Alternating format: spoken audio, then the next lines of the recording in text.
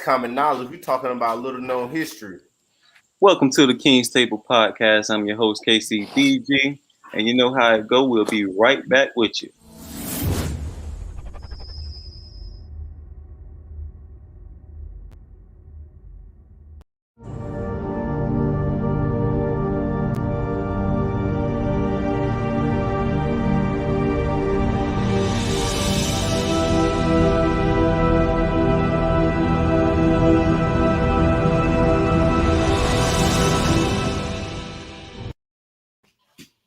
All right, look like Prophet backed out for a second. Listen, Geach. We're gonna have a meeting about this. It's all right. United States. They popped out since we were little kids. This is wrong.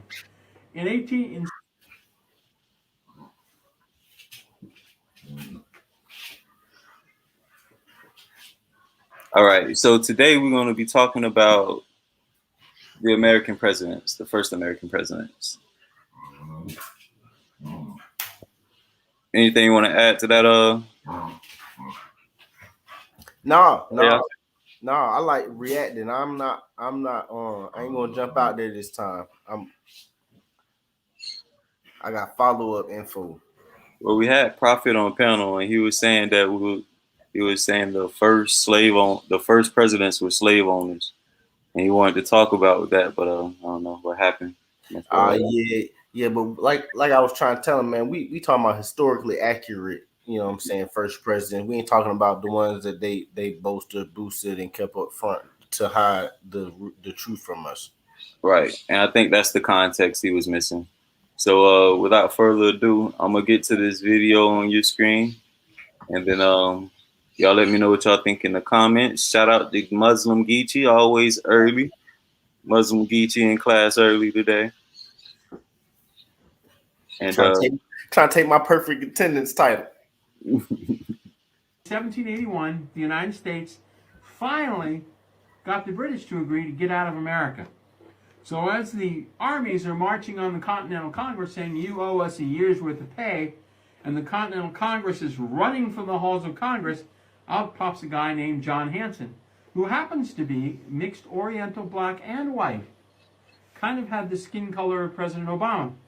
So he pops out in 1781 and says, hold on, George Washington.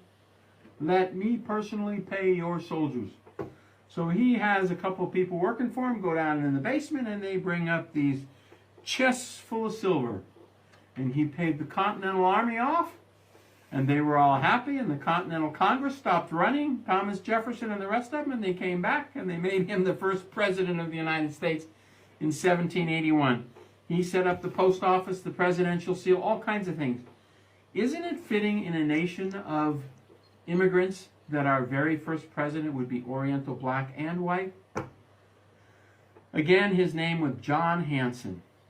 So when you go to high school or elementary school and they tell you, the first president was George Washington, you raise your hand and say, no, it wasn't. It was a man who was black and Oriental and white named John Hanson. He was a Moor. He was a Moroccan. George Washington was the 9th president, and all of them was Moors, and their symbol was what? Come on, Come on. Here, well, the cherry tree. So the code is George Washington chopped the cherry tree down. That's when they switch signals. I'm so tired of people saying, well, it was just the white people. No. Why are we intentionally leaving others out? There are black founders. And I want you to also recognize why you're not going to find information like this in your school books. Why? Because it will liberate you. Because it puts everything back into context. And it starts to show you who's who. See this December the 1st, 1789? He's been in office about 7 months. He was appointed. He was not elected. He was appointed April the 30th of that same year. Keep in mind, this is the same year, 1789, when the Sundry Free Moors Act was before the House of Representatives. Pressure. If the Declaration of Independence was 1776 and the Constitution was 1789, and if George Washington's first term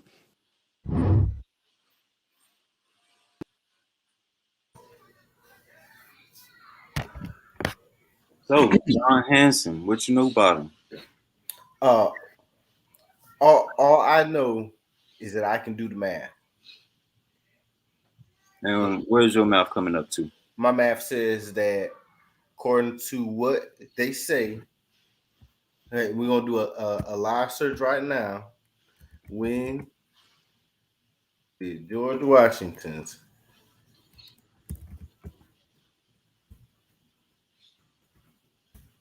first president's term start?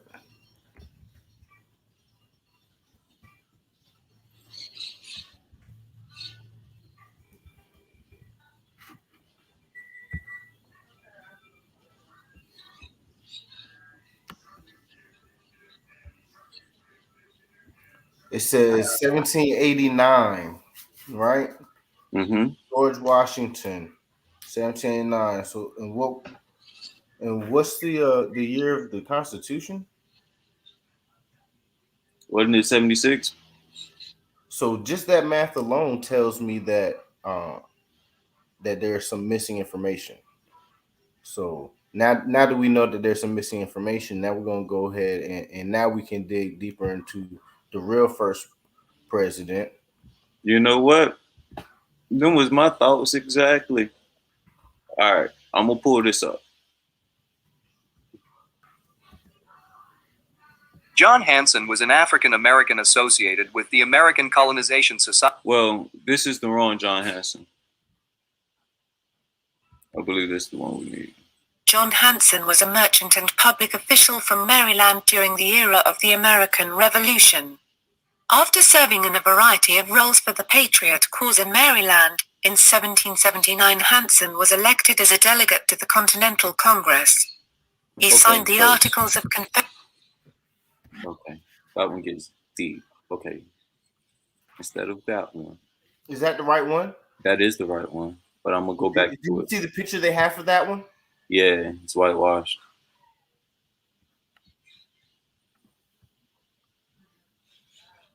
Instead of that one, I'm gonna play this one, and then we'll go back to that one. Shout out to American Heroes. In 1776, the American colonies declare their independence. Then, George Washington, that dashing general destined to adorn the $1 bill, stuns the world by defeating the mighty British Army. He mothballs his uniform and throws his hat in the political ring. And before you can say, I cannot tell a lie, Washington is elected the first president of the United States. I mean, everyone knows that, right? The problem with that version is that it skips over more than a decade of American history. We have this myth that in 1776, we declare independence, and then very quickly we create a government, the government that we've had ever since. But if you think about it for more than 2 minutes, you realize the Declaration is 1776 and the Constitution is written 1787. That's 11 years. So what happens in those 11 years? Good question. In those lost years, the forgotten fact is that America is ruled by governments that come before our cherished Constitution. And it's those governments that our other first presidents lead. Our first president is John Hancock, the same Boston patriot warned by Paul Revere on his midnight ride. In 1776, he's president of the Continental Congress, the American colony's fledgling national government. And when he and the other delegates put their John Hancocks on the Declaration of Independence, he's instantly promoted to the president of the newly declared United States, making him the first president. Because Hancock was probably closest to working out originally what the model of the presidency would be, not because he had any special ambition of his own, but because the burdens of the office were increasing as the war escalated. Our second first president is Samuel Huntington, but almost nobody remembers him because he makes the list only on a technicality. He happens to be president of the Continental Congress in 1781, when the Articles of Confederation are ratified, laying out a new form of government for the new nation. The first president elected under the Articles of Confederation and to serve his full term in office is John Hanson of Maryland. And many historians believe that fact makes Hanson America's first president. Period. And you don't have to listen to the experts. Ask the father of our country. It's a matter of record that Washington himself spoke of John Hanson as the nation's first president. Yo, listen to this. If you make melodies like this. All right. So I keep coming across pictures of them, and the pictures they keep showing of them seem to all be whitewashed. But we heard in the first video that Hanson was actually white, mulatto, and black. Yep. What's cracking me up is like, when did that piece of history disappear?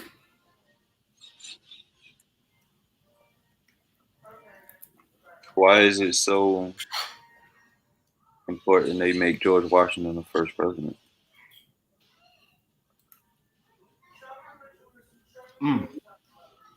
I got a good question. Why did they tell me in school that the Confederates were the racists and the Northerners were for black people, and the Northerners won the fight, right? But the racists still run the show.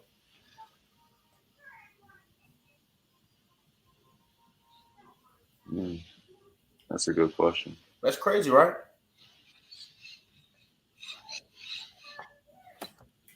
So yeah, I'm gonna do some more digging on those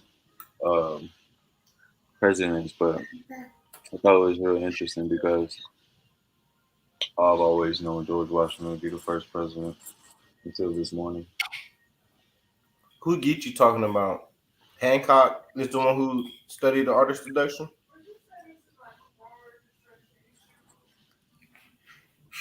That I know about Hancock.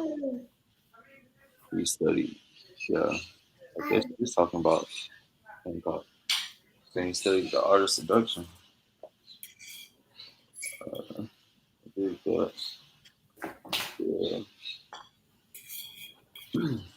But I wanted to keep this one short and sweet. I wanted to touch on the presidents just because the next thing I'm gonna tap on was the laws of the land before and after. I'll tap on that. Before and after the Constitution? Right. Okay. For sure. For everybody tuned in who may tune in the future, make sure you go hit the links in the bio. I got a curveball loading up for you guys right now. Don't even worry about it. It's on deck. Oh yeah, we say you making it short, but you ain't even playing, but we didn't even hit 15-minute mark yet. Well, you being efficient today. Yeah, I want to keep it mad short. Just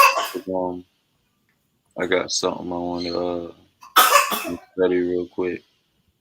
Well, here's today's curveball. Let me load it up. Do you want to grow your YouTube? Nope. So let me share screen. I study in Freemasonry, teaches art of seduction. Freemason. Yeah, I'm pretty sure they do. Man, I had a sales trainer for some door-to-door sales I did as a young man, and we had to read the book Art of Seduction. So I mean, colonization. But was also a powerful key figure at that time was the Comanches. Within their culture, boys learned to hunt and ride at a very early age, and they would become warriors in their mid-teens. Their incredible military mastery derived from the horse. They were the tribe that could do more with the horse than any other tribe could. They used horses to hunt buffalo and wage war. Comanches were incredibly warlike people. At the height of their power, they swept everyone off the southern plains. They conducted raids on both other native tribes and settlers. During these raids, all enemy adult males were killed. That was one of the reasons why natives always fought. Gotta catch him up to speed. My bad. You good, you good.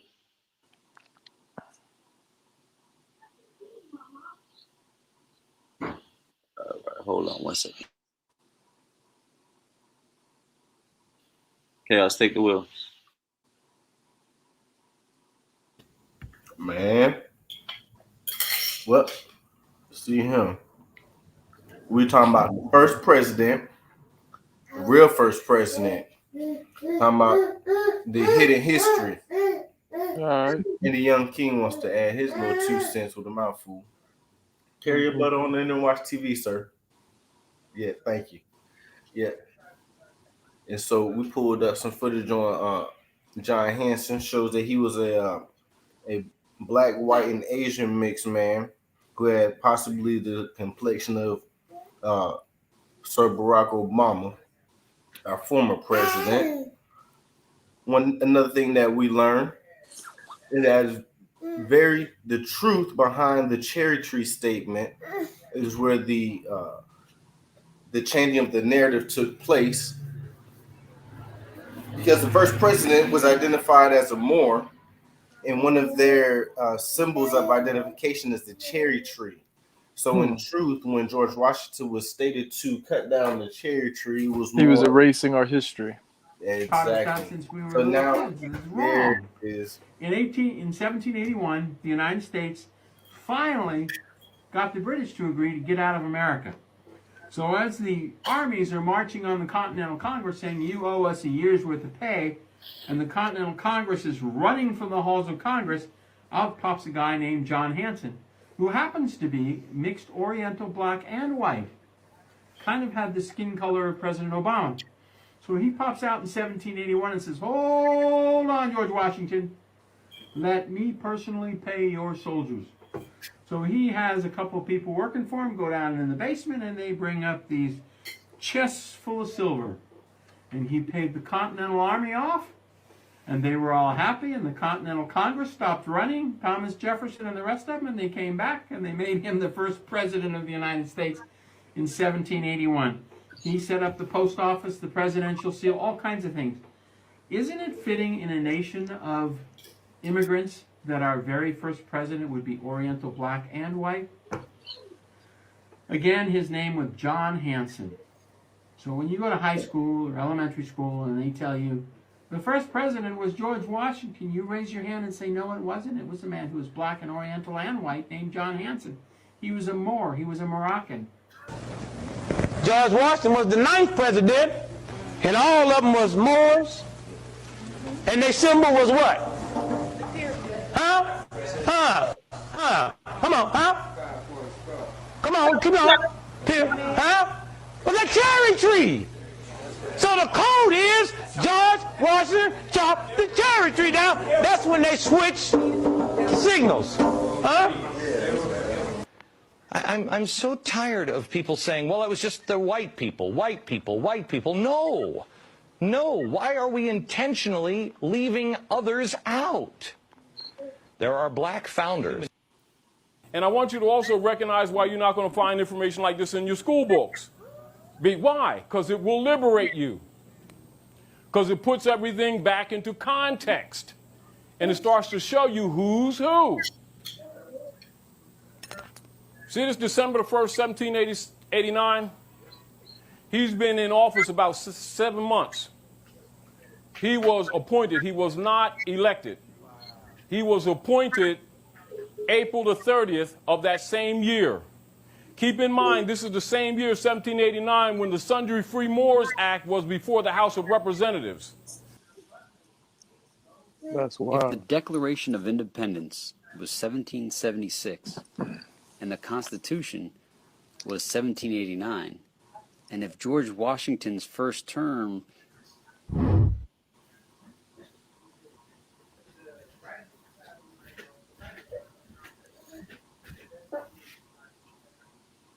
No, I'm.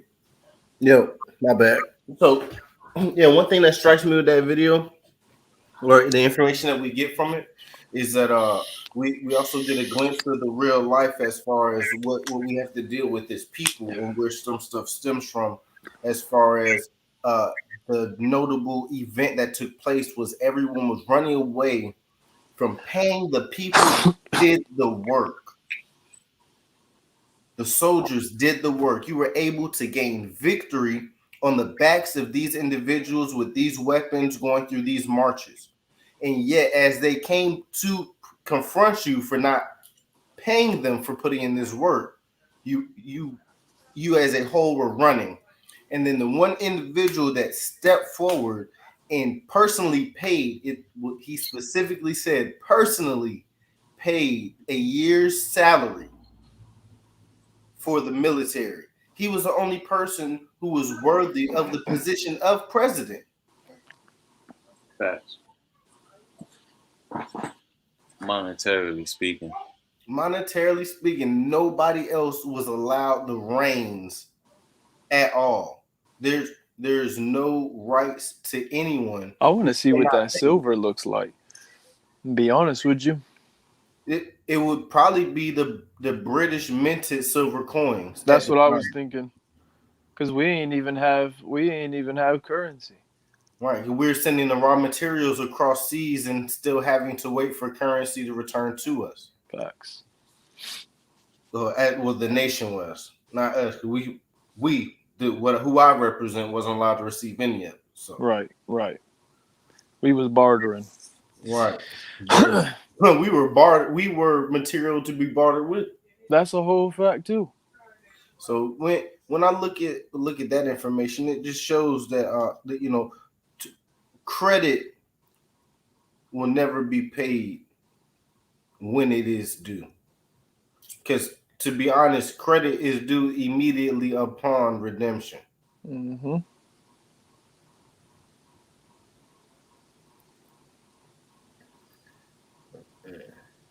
I can't see the years. Do they have the years on it? Yeah, there you go. Throw the year on there. I mean, these are some 17th century mints right here, man. Gotta be. Yeah.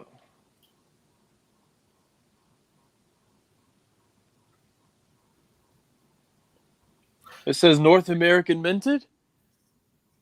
I can't read it. It's too small. Wow, those are fucking old as shit. Yeah, North American token, 1781. A token. So what the fuck? What is that even backed by? What was that even? I mean, I'm pretty sure that was a specific amount of weighted copper, like a specific amount of copper. Right. Because I've never heard of brass or bronze. I mean, probably brass. I've never seen any of these coins. I saw that dime up there before. They used that for the Mercury dime. The one with the torch on it up to the top left. They used that one later on and they called it a Mercury dime. We used to use that one, but I've never seen any of these.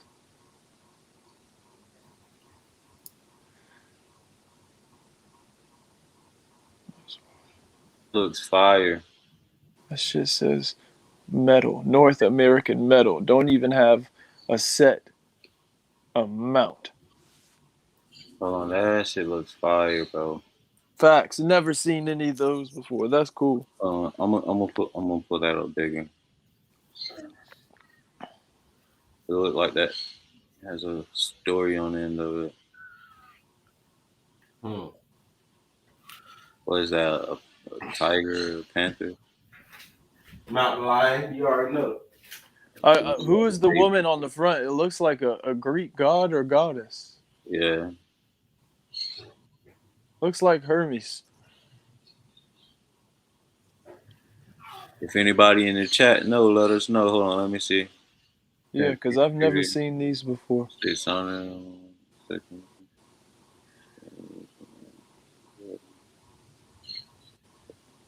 Oh, that's Lady Liberty. Oh shit! The reverse of the historical coin shows Minerva holding a shield Minerva. with the Yeah. French royal fleur de lis. Minerva is defending the infant Hercules and is depicted to represent the American nation. Infant Hercules is holding a serpent in each of his hands So it to is ward Greek off the mythology. attack from the British lion. This from the legend of Non Sang Bis Animosus Infans. Yeah, so it is Greek mythology. That's really cool. Hmm. That story really intrigues me about Hercules holding the two snakes and Well, they also depicted it in the old movie as well. The old Disney movie. It sounds childish, but if you remember at the beginning where Pain and Panic were trying to murder him and turn him mortal, and they turned into snakes and they tried to get him, you see young Hercules with both of the snakes in his hands Yep. fighting with them. Yep. They It did. was real comical because they banged their heads together. Yes, exactly. So I they referenced remember. that then. Yeah. Wow. And I tell people, pay attention to these cartoons because they are Yes, just sir. animating the truth behind the legends, man. Yes, sir. You're exactly right. That's why I use the example of Ninja Turtles the other day because although it really comes across like lame in some instances, if you really pay attention to how the brothers, the father or the sensei is not always involved, the Right. friends are not always involved, but in order to achieve the goal, the brothers who truly honestly believe in each other, who focus and they're not praying with each other, but they're meditating towards the same goals. They know each other very well. You know what I'm saying? That Yep. unity achieves. Camaraderie. Yeah, we gotta get that, man. Facts. That's why I like a lot of anime, to be honest with you. And one I'm going to reference is actually my favorite is Samurai Champloo. all right. And that is an amazing story. It shows two people that really don't like each other, but come together because of a common enemy. It's an amazing story. Should check it out. Yeah. Okay, I'm trying to read this. I'll All shut right. up. It says, I'm trying to stay on this story before I get sidetracked. Okay, so the story was Minerva was protecting Hercules from the British lion. Okay. Symbols. Minerva is the Roman goddess of wisdom and strategic war, justice, law, victory, and the sponsor of arts, trade, and strategy. Minerva is not a patron of violence such as Mars, but of defensive war only. From the 2nd century BC onward, the Romans equated her with the Greek goddess Athena. Minerva is one of the 3 Roman deities in Capitoline triad, along with Jupiter and Juno. That's Okay. essentially their godhead. Yeah. She was the virgin goddess of music, poetry, medicine, wisdom, commerce, weaving, and the crafts. She is often depicted with her sacred creature, an owl, usually named as the Owl of Minerva, Yep. OVO. Yep. OVO. That's where he got it from. He also named his son the which same thing I named symbolizes my son. which symbolized her association with the wisdom and knowledge, as well as less frequently the snake and the olive tree. The snake and the olive Hmm. branch trying to take So, peace. boom, the snake. Yeah. So the snake symbolizes wisdom in the depiction. Yeah, you cannot be shrewd without wisdom. Okay. Without Okay. insight, you cannot deceive. Okay. So let's get into baby Hercules. All right. So he in that is basically the way they depicted it, he was becoming mortal. So does it have to do with man not being deceived by something? I don't know.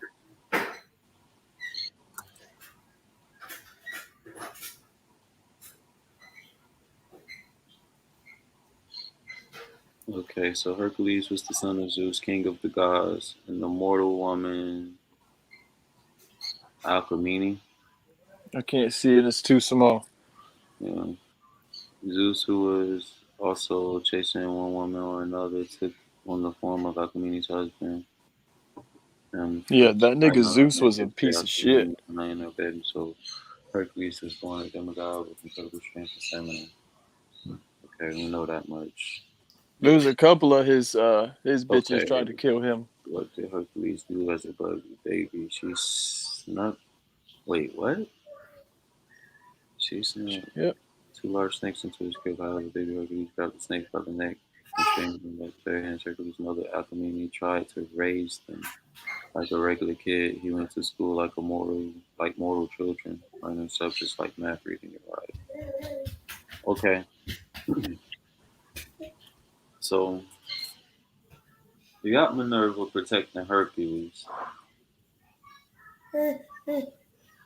So let's see the landmass Hercules.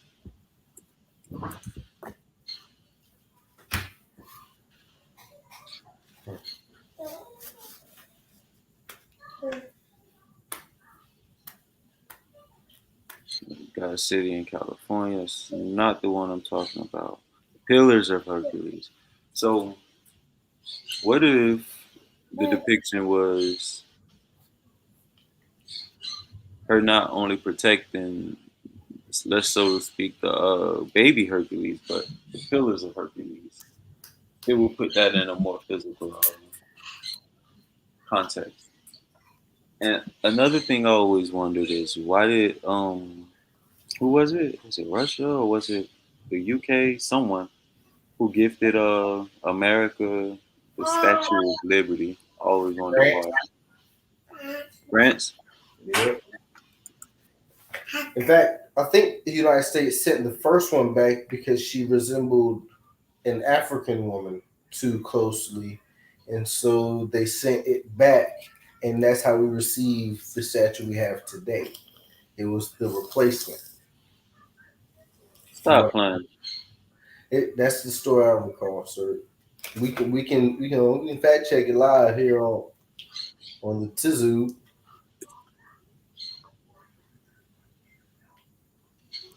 You good? I think you might mute it. Nah. Wow. I see it.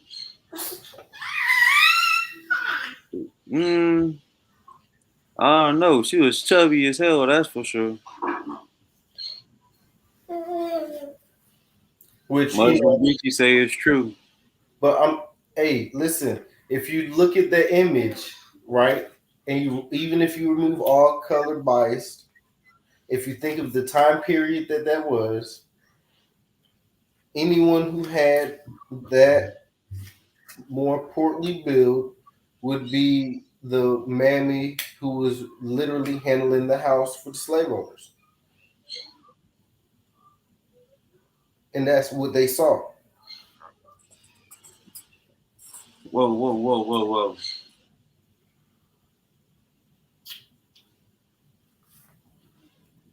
Well, it turns out that one of the most potent symbols of American freedom began life as a Muslim woman. That's according to researchers who say that the Statue of Liberty was originally intended to represent an Egyptian peasant.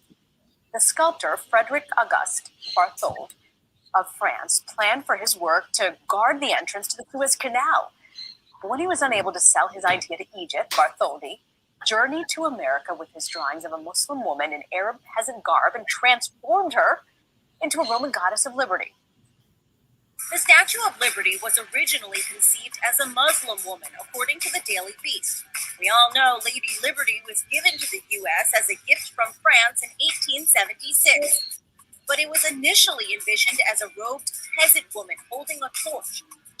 The sculpture, once named Egypt Brings Light to Asia, was supposed to sit at the approach of the Suez Canal in Egypt, according to the National Park Service. But the French sculptor was unable to sell the idea to Egyptian leaders. So he sailed to America, where the Muslim woman transformed into what we know today as the Statue of Liberty. A lot of people don't know the original design for the Statue of Liberty was a black female. As a matter of fact, in a museum in New York, you can see the original design of the Statue of Liberty. And if you look, the chain is still on the foot of the Statue of Liberty to this day. Well, the story was that it was a gift of the French to the slaves, and that the original statue had the picture of a black woman, the original model for it, and it had a distinctly African face. But it was Europeanized because the people in the United States did not want to have a black face sitting up there in the harbor, so they carved it out. In France, they had to go back to the drawing board and remodel the face after the what they call the patron saint of manifest destiny. So the patron saint of manifest destiny, that's her face on the what they call the Statue of Liberty, which was transposed from the African face. In fact, you see the patron saint of manifest destiny in the symbol for Columbia Pictures at the beginning of the movies. That's the patron saint of manifest destiny. This is the original plans. She was an Arab peasant. That's how he saw it. She was symbolizing Egypt carrying the light into Asia. She has the hijab on her head. He wanted to make her an ordinary Arab woman. The Statue of Liberty was erected in 1886. It was brown because, of course, it was made of copper. And something that I read that was fascinating is her copper skin that he sculpted her out of is actually thinner than 2 pennies. So you look at the Statue of Liberty, you think like it must be so heavy, which of course it is, but the actual material that he used was very supple copper that then turned brown and then became green because of the oxidation process. So she actually started out in different colors. I think that's interesting because I always just assumed that Statue of Liberty, she's green. No, she started out like a copper penny. Today, the U.S. Mint showed us a new gold coin that depicts Lady Liberty as a black woman. American currency has always depicted. Interesting. It's interesting how they cut that last clip real fast. Yeah, they cut that one quick, man. Says Islam rules. Pharaoh, I don't get your audio, man. I don't know if it's my side or your side.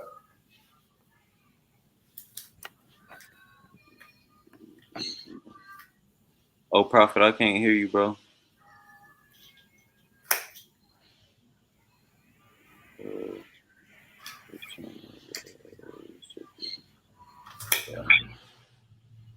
They go get you dropping them bombs. Boom! I gotta get a sound effect button. That'd be fun. Yeah, that's gonna be fun. If you download the MPC app, you can. Yeah. Let me get on that. Baby, you can hear me now? Yeah, I hear you. Yeah, they cut that shit short when they showed her with dreads, huh? Well, dreads and the stars. Yeah, they didn't like that. Wait, wait. Cut it. Hold on. Wait a minute. Billy, I didn't tell you to play that one, damn it. Told you to leave that one out. God damn it, I told you cut it 2 minutes short. Hey, don't listen to me, guys. You're gonna fucking ruin us. Young Prince, what it do? Prince Chaos in the background. Hey, you talking about? Hey, I'm about to have one of those. Hey. What's up, buddy? I'm about to have one of you. Uh-huh. Yeah. He said, like, what? Hold up, what? One of what? It's only one of me. Yeah, gang. You can't have me. Now, by the looks of you, yours probably gonna come out looking something like him anyway. Real talk. Yep, curly hair and all. I can't wait. I can't wait to see how much he looks like me. Now, but yeah, y'all definitely go and subscribe to Prophet. Y'all subscribe to Prophet's channel as well. I'm gonna have to add his link to the bio. I was about to say I don't even think I have a link yet. Yeah, I'm gonna have to add it in later. I add it in after the stream and get it set up. Ain't no thing. But shout out to y'all boys joining the panel. Shout out to Muslim Geechi holding it down in the chat. We'll be going live later on tonight. I'm gonna appreciate all the love, y'all. Have an open panel. I'm gonna get a few other people to come and jump on. And Geechi said, go watch them old Bin Laden movies. Not everybody ready for that. Or they know that he worked for the FBI and the CIA, and his dad. Trained by the CIA, specifically trained by the CIA. And well, his father worked for him too. But that's the president thing. Well, hey, speaking of presidents, that Bush relationship to the Middle East will come in handy right now. Oh man, the Bush family. Yeah, that's another episode. We're gonna hold that. We're gonna hold that one. We're gonna hold that one. Because them and the Bidens got a whole lot in light. Until the next time though, y'all think we're Oh, there it goes.